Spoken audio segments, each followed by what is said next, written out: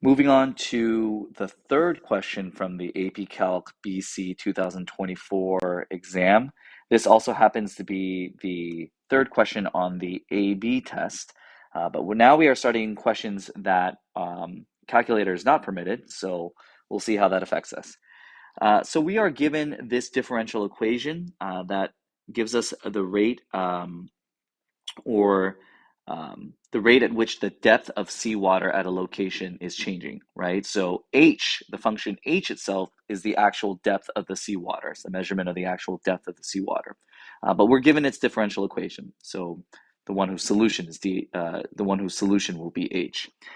The h of t is measured in feet. So I always like to just kind of underline this. It's measured in feet, and t is measured in hours, starting at t is equal to 0, which represents noon in this case. And it is known that h of 0 is equal to 4. So in other words, at noon, the height of the seawater is 4 feet. All right, so they start off with a slope field here, or a part of the slope field for this differential equation. And it wants us to sketch the solution curve through the point 0, 4. So they've marked that point 0, 4 for us. And so all we really need to do here is just follow the slope field, or follow the slopes.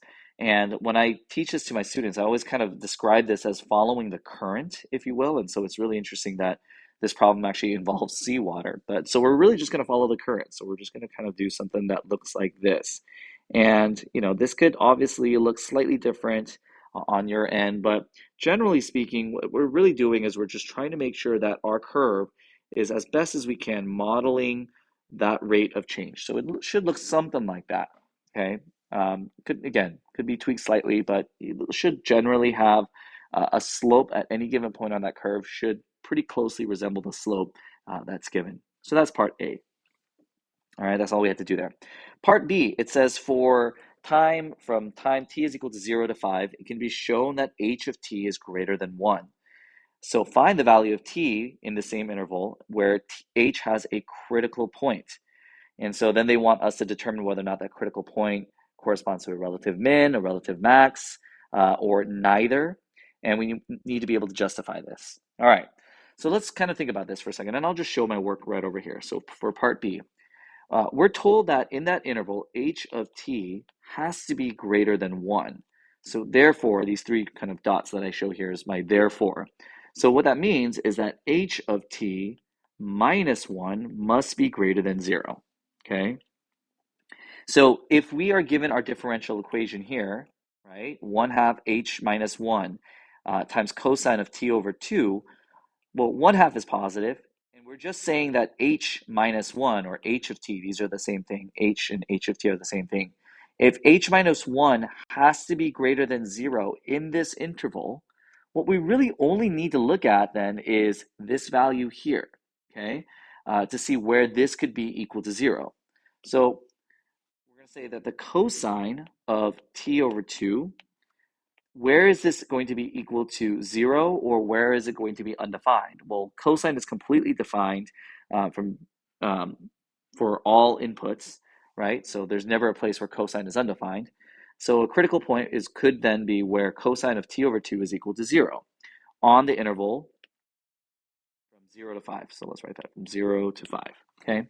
So when would cosine ever give you 0? Well, think about our unit circle, or think about our angles, really at pi over 2 and at every pi interval of pi over 2. So pretty much at these locations here, right? So we can say when t over 2 is equal to pi over 2, t then must be equal to pi, right? So that's one place where cosine of t over 2 would give us 0.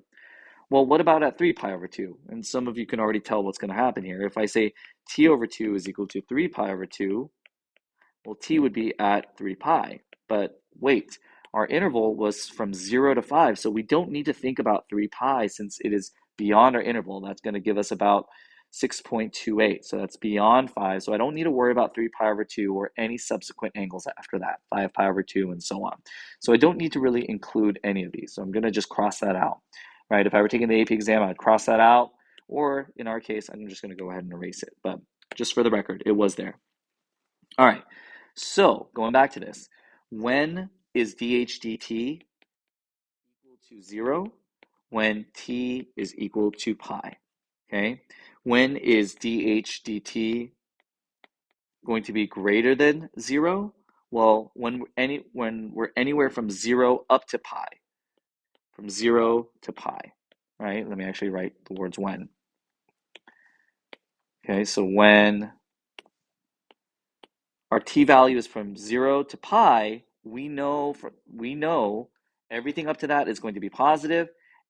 Because everything else up to this point is always going to be positive, we know that our cosine function is going to give us positive values here.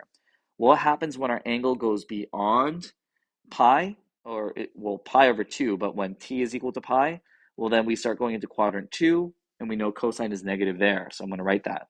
dHdt is less than 0 when we go from pi up until 5, right? Cosine is always going to be negative in these two quadrants here. After that, we start going positive again, but again, we already showed that we're not going anything beyond 3 pi over 2, okay? So therefore, all of this would correspond to, if we are going from positive up to negative, right? dHdt is positive and then negative. This would correspond to a relative minimum, right? So our critical number of t is equal to pi corresponds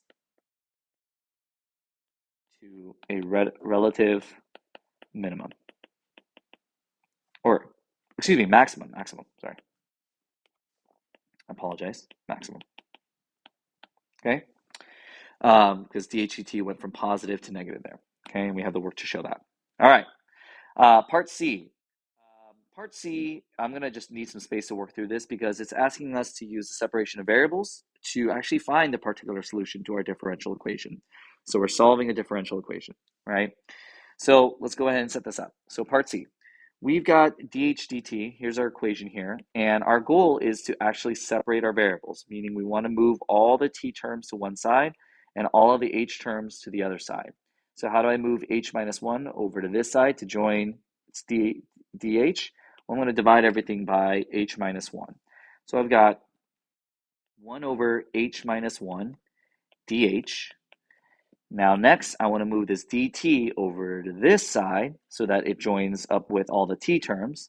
And that's going to give me 1/2 cosine of t over 2 dt. Okay? So next up, I'm now going to integrate both sides. So I'm going to show that I'm integrating both sides, right? So integral of dh is equal to, and I'm going to move that 1/2 to the outside and just integrate cosine of t over 2 dt. Okay? Well, basic integration, this integral is on the left side is going to result in a natural log. So we've got natural log of absolute value of h minus 1. Don't forget that absolute value is equal to, and in order for us to apply reverse chain rule, or u sub as some of you might call it, I need to have the derivative of my inner function 1/2 here in my integrand, and there it is waiting for us. So I can just straight up integrate this here to say that this is going to be the sine of t over 2, all that plus c. So again, it doesn't matter which side you have that constant on, but I always just typically have it on the right side. Now I'm going to leverage our initial condition here, which says that at the point 0, 4, so we're going to now use that to solve for our constant. So we've got natural log, and our input is t, and our output is h, because h is a function of t. So our output, we got the absolute value of 4 minus 1, we're plugging in 4 for our h, is equal to the sine of, and our input of 0 for t over 2 plus c. So to clean this up, we got the natural log of 3, absolute value of 3 is just 3.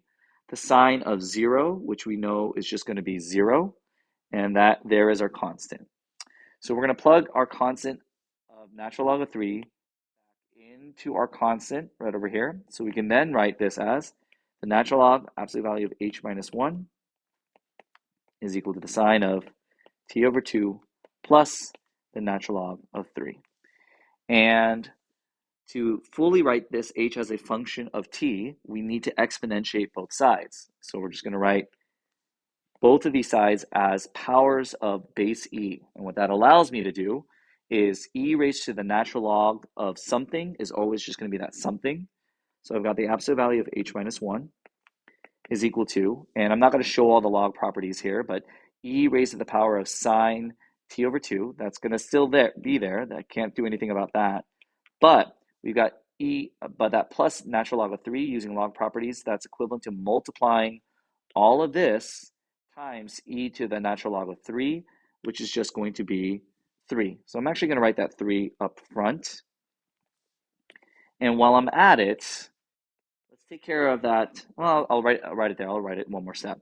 Let's take care of that absolute value. So the absolute value of h minus 1, this is going to be h minus 1 is equal to plus or minus 3e to the sine of t over 2. And we have that plus or minus there, but since we know that our initial condition is 0, 4, at the point t is equal to 0, our output is 4. Our function is going to be positive at this given input of 0, 4. So I can say h is simply 3, positive 3 times e to the sine of t over 2, all of that plus 1. And you don't need to underline it, but I do, just to show there is our solution to our differential equation. Okay, and so that marks the end of FRQ number 3.